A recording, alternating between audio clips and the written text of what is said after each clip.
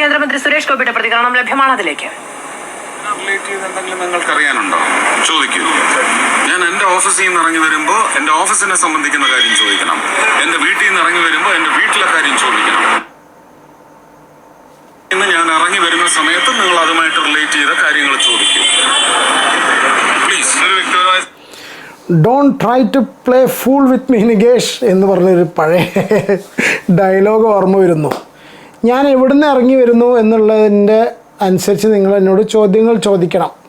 ഞാൻ ഇന്ന് ഫേസ്ബുക്കിലൊരു കമൻറ്റ് വായിച്ചാൽ, പാർലമെൻറ്റിൽ നിന്നാണ് ഇറങ്ങി വരുന്നതെങ്കിൽ കേന്ദ്ര സർക്കാരിനെ പറ്റി ചോദിക്കുക, സെക്രട്ടേറിയറ്റിലാണെന്നെങ്കിൽ കേരളത്തിനെ പറ്റി ചോദിക്കുക, പിന്നെ ഹോട്ടലിൽ നിന്നാണ് ഇറങ്ങി വരുന്നതെങ്കിൽ അവിടുത്തെ ഭക്ഷണത്തിനെ കുറിച്ച് ചോദിക്കുക, അതിൻ്റെ കൂട്ടത്തിലൊരാൾ എഴുതി ചേർത്തിട്ടുണ്ട് കക്കൂസിൽ നിന്നാണ് ഇറങ്ങി വരുന്നതെങ്കിൽ ശോധനയെക്കുറിച്ച് ചോദിക്കുക. ഇതൊക്കെ എന്താണ് അവസ്ഥ? ഞാൻ പറയാ, ഇത് കിളി പോയോ അതോ ഞാൻ പറയട്ടെ. ഇന്നലെ ഇപ്പം ഞാൻ എന്താ പറയുക, ഞാൻ ഇതിന് മുന്നേ എത്രയോ കേസുകളിൽ സുരേഷ് ഗോപിയെ സപ്പോർട്ട് ചെയ്തിട്ട് സംസാരിച്ചൊരു വ്യക്തി. അത് മുന്നേ മാധ്യമങ്ങളുടെ കേസൊക്കെ ഉണ്ടായ സമയത്തൊക്കെ നമ്മൾ കംപ്ലീറ്റ് സപ്പോർട്ട് ചെയ്ത് സുരേഷ് ഗോപിയാണ്. പക്ഷേ ഇപ്പോൾ എന്തോ ഒരു കിളിയെ പോയ സിറ്റുവേഷനല്ല. എന്താ പറയുക, നമുക്ക് അങ്ങനെ നമ്മൾ പറയാൻ ആരും അല്ല കേട്ടോ. അതുപോലെ വലിയ ആൾക്കാരും മുതിർന്ന ആൾക്കാരും നമ്മൾ കിളി പോയി എന്നൊന്നും പറയേണ്ട ഒരാളല്ല. പക്ഷേ സ്വാഭാവികമായിട്ട് പറഞ്ഞു പോകുക, എന്താണ് ഇവർക്കൊക്കെ പറ്റിയതെന്നുള്ളത് അറിയില്ല. എന്താണ് ഇവർ ഈ രീതിയിൽ ഇമ്മച്വറായിട്ട് പ്രതികരിക്കുന്നത് എന്ന് എനിക്ക് പേഴ്സണലി ഫീൽ ചെയ്യുന്നു. റീസൺ എന്താണെന്നറിയോ? ഈ ഇറങ്ങി വരുന്ന സമയത്ത് ഒന്നിനും സമയമില്ല, മറ്റേ കടക്ക് പുറത്ത് കഴിഞ്ഞതിന് ശേഷം വഴി എൻ്റെ മുന്നിൽ കിടന്ന് കളിക്കല്ലേ, എൻ്റെ സ്പേസാണ്, എൻ്റെ വഴി ബ്ലോക്ക് ചെയ്യരുത്, ഇങ്ങനത്തെ രീതിയിലുള്ള ഡയലോഗുകളൊക്കെ പറഞ്ഞു പോകുന്ന സുരേഷ് ഗോപിയെ നമ്മളൊന്ന് കണ്ടു അല്ലേ. പിന്നെ ബാക്കിയും കൂടി ക്ലിപ്പുണ്ട്, ഞാൻ അവിടെ പ്ലേ ചെയ്യുക. കാരണം രണ്ടാമത് ഇറങ്ങി വരുന്ന സമയത്ത് ശരിക്കും ഡട്ടേ എന്ന് പറഞ്ഞാൽ മറ്റേ എന്താ പറയുക, ഭരത്ചന്ദ്രൻ IPS ആ ഒരു വെറും IPS അല്ല, ഭരത്ചന്ദ്രൻ IPS രണ്ടാം വരവുണ്ടല്ലോ, ജീപ്പിലൊക്കെ എല്ലാവരും ഇടിച്ച് തെറിപ്പിച്ചിട്ടില്ലേ, ആ ഒരു പോക്കിലുള്ള ഒരു ബോഡി ലാംഗ്വേജും ആ ഒരു വരവിലുള്ള ആ ഒരു സ്റ്റൈലിലുള്ള വരവായിരുന്നു മൂപ്പരുടെ ഭാഗത്ത് നിന്നുണ്ടായിട്ടുള്ളത്. നേരെ മറിച്ച് ഇതൊന്നും ചെയ്യാതെ, ഞാൻ എൻ്റെ ഒരു ഇത് പറയാം കേട്ടോ, ഇതൊന്നും ചെയ്യാതെ ഇറങ്ങി വരുമ്പോൾ വളരെ ശാന്തനായിട്ട്, അതിലിടയ്ക്ക് കുറച്ച് ദിവസം മൂപ്പർ അങ്ങനെ ആയിരുന്നു കേട്ടോ. കാരണം ആ ഇലക്ഷൻ്റെ ഒക്കെ കഴിഞ്ഞ റിസൾട്ടൊക്കെ വന്നു കഴിഞ്ഞ സമയത്ത് മൂപ്പർ വളരെ ശാന്തനായിട്ടാണ് സംസാരിച്ചിരുന്നത്. പ്രത്യേകിച്ച് ആ മീഡിയ വണ്ണിൻ്റെ ആ ലേഡീനായിട്ടൊക്കെ പ്രശ്നം കണ്ട സമയത്ത് വളരെ സൗമ്യനായിട്ട് സംസാരിക്കുന്ന സിറ്റുവേഷൻ കണ്ടു വിങ്ങിപ്പൊട്ടുന്നൊക്കെ കണ്ടു. അതുപോലെ സംസാരിക്കുന്ന സമയത്ത് ചോദിക്കുമ്പോൾ ഇത് ആർക്കാണ് പരാതി കൊടുക്കേണ്ടത്? അപ്പോൾ മാധ്യമങ്ങൾ സ്വാഭാവികമായിട്ടും അവർ റിപ്ലൈ ആയിട്ട് പറയും സംസ്ഥാന സർക്കാരിനാണ്, അല്ലാണ്ട് കേന്ദ്രത്തിനല്ലല്ലോ. ഞാൻ കേന്ദ്രത്തിൻ്റെ MP അല്ലേ, ഞാൻ തൃശ്ശൂരല്ലേ ജയിച്ചിട്ടുള്ളൂ, ഞാൻ തൃശ്ശൂരിന് വേണ്ടി എന്തെങ്കിലും ചെയ്യട്ടെ, അല്ലെങ്കിൽ ഞാൻ കേന്ദ്രത്തിന് വേണ്ടി എന്തെങ്കിലും ചെയ്യട്ടെ, ഞാൻ അമിത് ഷാ മോദിജി എന്നൊക്കെ പറഞ്ഞിട്ട് അമിത് ജി മോദിജി മറ്റേ ജി എന്നൊക്കെ പറഞ്ഞിട്ട് എന്തെങ്കിലും കാര്യങ്ങളൊക്കെ പറഞ്ഞിട്ട് നിങ്ങൾ സർക്കാരിനോട് ചോദിക്കുക, ഞാനല്ലല്ലോ അതിന് മറുപടി പറയേണ്ടത് എന്ന് പറഞ്ഞാൽ ചിരിച്ച് തള്ളാവുന്ന മുന്നോട്ട് കൊണ്ടുപോകാവുന്ന മാധ്യമങ്ങളെ കൊണ്ട് ഇപ്പോൾ എന്ത് സംഭവിച്ചറിയോ? ഇത് നിങ്ങളുടെ തീറ്റയാണ്. ഒരു കാരണത്തിന് മൂപ്പർ പറഞ്ഞത് ചെറിയൊരു പോയിൻ്റ് ഉണ്ട്. കാരണം വെച്ചാൽ മാധ്യമങ്ങളാണ് അനാവശ്യമായിട്ട് ഇതിൻ്റെ പുറകെ ഭയങ്കരമായിട്ട് നടക്കുന്നത്. ഏതൊരു സിറ്റുവേഷൻ ഉണ്ടെങ്കിലും അതിനാണ് സ്ഥിതി. പക്ഷേ ഓൺ ദ സെയിം ടൈം ഞാൻ കഴിഞ്ഞ വീഡിയോയിലും പറഞ്ഞൊരു കേസ് ഇത്രയേ ഉള്ളൂ, മാധ്യമങ്ങൾ ഉണ്ടായതുകൊണ്ടാണ് നമുക്ക് എല്ലാ കാര്യങ്ങളും ഒരുവിധം കാര്യങ്ങളൊക്കെ പുറത്തെത്തുന്നത് അല്ലേ. അപ്പോൾ സിമ്പിളായിട്ട് ഇതുപോലെ പറഞ്ഞ് ഒഴിവാക്കി വിടുന്ന ഒരു സിറ്റുവേഷൻ, അതായത് ഇങ്ങനെ ജസ്റ്റ് പറയുക, ഓക്കെ അതൊക്കെ കേരള സർക്കാരല്ലേ അതിൻ്റെ കാര്യം തീരുമാനിക്കേണ്ടത്. ഞാനൊരു കേന്ദ്ര MP അല്ലേ, സഹമന്ത്രി അല്ലേ. അപ്പോൾ എന്താ പറയുക, ഞാൻ എന്താ മറുപടിയാണ് പറയേണ്ടത്? ആസ് എ സിനിമ അതിൻ്റെ ഭാഗം എന്നുള്ള മറുപടി പറയുന്നത് ഞാൻ പറയുന്നു, എനിക്ക് ഇത്രയേ ഉള്ളൂ. ആരോപണങ്ങൾ ആയിട്ട് നിൽക്കട്ടെ, കുറ്റങ്ങൾ തെളിയിച്ച് വരട്ടെ എന്ന് പറഞ്ഞ് ഒരു മറുപടി കൊടുക്കുന്നതിന് പകരം ഇതുപോലുള്ള പരിപാടികൾ ചെയ്ത് എന്തിനാണ് വെറുതെ അതിലിടയ്ക്ക് സിനിമ വീണ്ടും എന്താ വെച്ചാൽ ഒരുപക്ഷെ ചിലപ്പോൾ എന്താ പറയുക, സഹപ്രവർത്തകരല്ലേ. സഹപ്രവർത്തകർ എന്ന് പറയുമ്പോൾ ഞാൻ പാർട്ട്നേഴ്സ് ഇൻ ക്രൈം എന്ന് ഞാൻ പറയുന്നില്ല, പുള്ളിയെക്കുറിച്ച് എനിക്ക് അങ്ങനെ ഒരു ഇമ്പ്രഷൻ ഇല്ല. ഓക്കെ, മറ്റുള്ളവരൊക്കെ സിറ്റുവേഷനൊക്കെ പറയുന്ന സമയത്ത് മുകേഷ് ആണെന്നുണ്ടെങ്കിലും സിദ്ദിഖ് ആണെന്നുണ്ടെങ്കിലും അതുപോലൊരു ഇമ്പ്രഷൻ എനിക്ക് പേഴ്സണലി പുള്ളിയെക്കുറിച്ച് തോന്നിയില്ല മോറൽ സൈഡിൽ കേട്ടോ. അപ്പോൾ അതുകൊണ്ട് ചിലപ്പോൾ സുഹൃത്തുക്കൾക്കെതിരെ പറയാം, സിനിമയിലെ സുഹൃത്തുക്കൾക്കെതിരെ പറയാൻ പറ്റാത്ത സിറ്റുവേഷൻ ഉണ്ടോ എന്നുള്ളത് അറിയില്ലല്ലോ. പല ആൾക്കാരും അതിന് CPMൻ്റെ MLA സുഹൃത്തായ CPMൻ്റെ MLA അന്തർധാര കാരണം സപ്പോർട്ട് ചെയ്യുന്നു എന്നൊക്കെ പറയുന്നത്. പക്ഷേ എനിക്കൊന്നുമില്ല, രാഷ്ട്രീയം ഒന്നുമില്ല തോന്നുന്നില്ല. ഒരുപക്ഷെ ചിലപ്പോൾ ഒരേ ഇൻഡസ്ട്രിയിൽ വർക്ക് ചെയ്യുന്ന ഒരുപാട് കാലം പരിചയമുള്ള ആൾക്കാർ തമ്മിലുള്ള ആ ഒരു കണക്ഷൻ കൊണ്ടായിരിക്കണം സപ്പോർട്ട് ചെയ്ത് സംസാരിക്കുന്ന ഒരു സിറ്റുവേഷൻ ഉണ്ടായിട്ടുള്ളത്. എന്നുപോലെ നമുക്ക് ഫീൽ ചെയ്തിട്ടില്ല. കാരണം അതാണ് പുള്ളി ഇന്ന് ഉണ്ടായിട്ടുള്ളത്. അല്ലാണ്ടപ്പോൾ ചായക്കടയിൽ നിന്ന് ഇറങ്ങി വരുമ്പോൾ പഴംപൊരി എങ്ങനെയുണ്ടെന്ന് ചോദിക്കാൻ പറ്റുമോ? ഒരു കോമാളി മറുപടി ആയിപ്പോയി.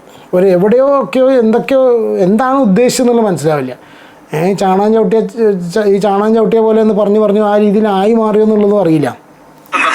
ഇത് നിങ്ങളുടെ തീറ്റയാണെന്നാണ് ഞാൻ മനസ്സിലാക്കുന്നത്. നിങ്ങളുടെ മീഡിയയ്ക്കുള്ള ഒരു തീറ്റയാണ്. നിങ്ങൾ അത് വെച്ച് കാശുണ്ടാക്കിക്കോളൂ, ഒരു കുഴപ്പമില്ല. പക്ഷെ ഒരു വലിയ സംവിധാനത്തിന് തകിടം മറിക്കുകയാണ്. ഈ വിഷയങ്ങളെല്ലാം കോടതിയിലുണ്ടെങ്കിൽ കോടതിക്ക് ബുദ്ധിയുണ്ട്, കോടതിക്ക് യുക്തിയുണ്ട്, കോടതി തീരുമാനമെടുക്കുന്നു. സർക്കാർ അത് കോടതിയിൽ കൊണ്ടുചെന്നാൽ അവരെടുത്തോളും, എടുത്തോട്ടെ. നിങ്ങളിത് ആടിനെ തമ്മിൽ തല്ലിച്ചിട്ട് ചോര കൂടി മാത്രമല്ല. ഈ സംസാരത്തിലൊക്കെ പഴയ മീഡിയ വണ്ണിനോടും മാധ്യമങ്ങളോടുള്ള ആ ഒരു ദേഷ്യം, ആ പക, ആ ഒരു മനസ്സിലുള്ള ആ ഗ്രഡ്ജും കാര്യങ്ങളൊക്കെ മനസ്സിൽ വെച്ചിട്ട് എന്നുള്ള പോലെ ഫീൽ ചെയ്തു കേട്ടോ. സമൂഹത്തിന്റെ മാനസികാവസ്ഥയെ നിങ്ങൾ വഴിതെറ്റിച്ചു വിടുകയാണ്. പരാതി ആരോപണത്തിന്റെ രൂപത്തിലാണ് നിൽക്കുന്നത്. നിങ്ങൾ ആരോടാ സംസാരിക്കുന്നത്? നിങ്ങൾ ജനങ്ങളോട് എന്താണ് പറയുന്നത്? നിങ്ങൾ കോടതിയാണോ? അല്ലല്ലോ. കോടതി തീരുമാനിക്കും. കോടതി തീരുമാനിക്കുന്നത് ഓരോ പൗരന്റെയും തലയിൽ, ബുദ്ധിയിൽ, പ്രവൃത്തിയിൽ ഇംപെൻഡിങ് ആണ്. അത് അന്നേരം നടക്കും. ഞാൻ പറയാനുള്ള എല്ലാം പറഞ്ഞു കഴിഞ്ഞു. കോടതി അതിനാണ്. അന്വേഷണം നടക്കട്ടെ. കോടതി പറയും. എന്താ പറഞ്ഞേ? നിങ്ങൾ പിന്നെയും കണ്ടോ, അത് ഭയങ്കരമായിട്ട് ശരിയാണ്. മാധ്യമങ്ങളോടൊക്കെ ഈ രീതിയിൽ പറയാൻ തോന്നും. കാരണം വെച്ചാൽ ചില റിപ്പോർട്ടേഴ്സിൻ്റെ സംസാരവും ചോദ്യവും കാര്യങ്ങളും അങ്ങനെയാണ് മാധ്യമങ്ങൾ ഇതിനൊക്കെ എടുക്കുന്നത്. പക്ഷേ ഇവരിങ്ങനെയൊക്കെ പറയുന്നതുകൊണ്ട് എന്ത് സംഭവിച്ചു അറിയോ? മാധ്യമങ്ങൾക്ക് ഒന്നും കൂടി പറഞ്ഞ് ചിരിക്കാനും, അല്ലെങ്കിൽ ഇന്നിപ്പോൾ പല സീനിയർ റിപ്പോർട്ടേഴ്സൊക്കെ ഇരുന്ന് സംസാരിക്കുന്ന കണ്ട് പറഞ്ഞ് ചിരിക്കാനും കളിയാക്കാനും ഇവരൊക്കെ തലയ്ക്ക് ഇനി വീണ്ടും കുതിര കയറാം. കാരണം വെച്ചാൽ ഇതിന് മറുപടിയായിട്ട് ഒരു ന്യൂസ് റിപ്പോർട്ടർ പോലും ഇയാളോട് മറുപടി ചോദിച്ചില്ല എന്നുള്ള ഒറ്റ കാര്യം കൊണ്ടാണ്, ആ ചോദ്യം കൊണ്ടാണ് രണ്ടാമത് വീണ്ടും അഗ്രസീവായിട്ട് ഇയാൾ ഇറങ്ങി വരുന്ന സമയത്ത് വീണ്ടും ബാക്കിയുള്ള റിപ്പോർട്ടേഴ്സ് അവിടെ കൂടുന്നതും. എനിക്കൊന്ന് മീഡിയ വണ്ണിൻ്റെ ആളെ തോന്നുന്നു സുരേഷ് ഗോപി തള്ളി മാറ്റി പോകുന്നൊരു സിറ്റുവേഷൻ വന്നു. ഇതിൻ്റെ കൂടെ ഇപ്പോൾ സുരേഷ് ഗോപിയുടെ ഇതിൻ്റെ കൂടെ ഞാൻ ഇന്ന് കണ്ടിട്ടുള്ള ഒരു പ്രതികരണമാണ് ബൈജുവിൻ്റെ കേട്ടോ. എത്ര പേര് നിങ്ങൾ ശ്രദ്ധിച്ചോന്നറിയില്ല.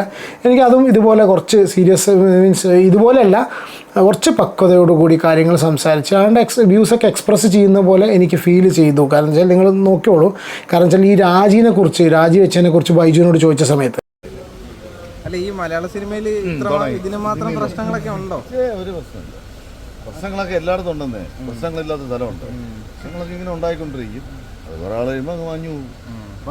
ഈ കാരവൻ ഇഷ്യൂസും കാര്യങ്ങളൊക്കെ കാരവാനൊക്കെ ഇല്ലാതെ സിനിമ എടുക്കാൻ പറ്റുമോ? ഈ വെപ്പൊരി വെയിലത്ത് എങ്ങനെ ഇരിക്കും? അതൊക്കെ കാലത്തിന്റെ മാറ്റമാണ്, അത്രേ ഉള്ളൂ. അങ്ങനെ കാരവൻ വരും, ഇനി വേറെ പലതും വരും. ഈ സഹപ്രവർത്തകർക്കെതിരെ വളരെയധികം രൂക്ഷമായിട്ടുള്ള ആരോപണങ്ങളൊക്കെ വരുന്നുണ്ടല്ലോ സഹപ്രവർത്തകർക്കെതിരെ. അപ്പൊ അത് തെളിയിക്കട്ടെ. ഇത് കരുതി കൂട്ടിയൊരു ഇതാണെന്ന് തോന്നുന്നു. കരുതി കൂട്ടിയാണോ അല്ലെന്ന് എനിക്കറിയില്ല. ഇത് പറഞ്ഞവർ തെളിയിക്കണം, അത്രേ ഉള്ളൂ. അല്ലേ? നമുക്കിപ്പോൾ ആരെക്കുറിച്ച് വേണമെങ്കിൽ എന്ത് ആരോപണം വേണമെങ്കിലും ഉന്നയിക്കാം. ഇത് തെളിയിക്കേണ്ടത് ആരോപിക്കുന്നവരുടെ ചുമതലയാണ്. അപ്പൊ അത്രയും നാള് ഇവര് അധികാരത്തിൽ നിന്നും മാറി നിൽക്കാൻ വേണ്ടിയാണോ ശ്രമിക്കുന്നത്?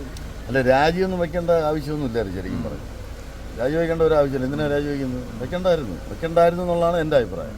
അതൊരു ഒളിച്ചോട്ടമായി പോയി. അങ്ങനെ രാജിവെക്കേണ്ട ഒരു ആവശ്യമില്ല. ഈ അമ്മനാഥൻ ജനാധിപത്യപരമായിട്ട് തിരഞ്ഞെടുത്തതല്ലേ ഈ പിന്നെ ജനറൽ ബോഡി തിരഞ്ഞെടുത്തതല്ലേ കമ്മിറ്റി എന്ന് പറയുന്നത്.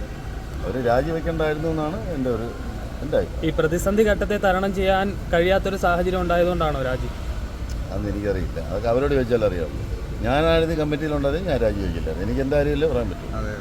കണ്ട ഇവരൊക്കെ അവരവർ അഭിനയിച്ചിട്ടുള്ള ക്യാരക്ടേഴ്സായി മാറിയത് തോന്നുന്നുണ്ട്. അതാണ് ഞാൻ ഫസ്റ്റ് ഭരചന്ദ്രൻ്റെ കേസ് പറഞ്ഞിട്ടുള്ളത്.